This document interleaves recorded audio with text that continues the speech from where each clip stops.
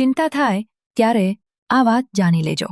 એક વ્યક્તિએ સંતને કહ્યું, હવે જીવવાની ઈચ્છા નથી રહી, જિંદગીમાં કંઈ સારું થઈ રહ્યું નથી। સંત બોલ્યા, મારી સાધનાની શક્તિ દ્વારા હું તારા પાછલા ઘણા જન્મો જોઈ શકું છું। જ્યારે તું પશુ પક્ષીની યોનિઓમાં હતો ત્યારે પણ ભગવાનને પ્રાર્થના કરી રહ્યો હતો કે હે ભગવાન, એકવાર મને મનુષ્યનું શરીર આપી દે જેથી હું મુક્ત થઈ શકું, અને હવે મનુષ્ય શરીર પામીને તું જીવવા નથી માંગતો? જો તારું મનુષ્ય જીવન અત્યારે સમાપ્ત થઈ જાય તો તું ફરીથી પશુ પક્ષી બનીશ અને ફરી પ્રાર્થના કરીશ કે મને માણસના રૂપમાં જન્મ મળે। તું લાખ વાર જન્મ લઈશ તો પણ તારા દુઃખ સમાપ્ત નહીં થાય। તારે હંમેશા માટે દુઃખમાંથી મુક્ત થવું હોય તો તારું આખું મન ભગવાનમાં લગાવી દે। તારે આ કરવું જ પડશે, નહીં તો અનેક જન્મો સુધી રડતો રહીશ।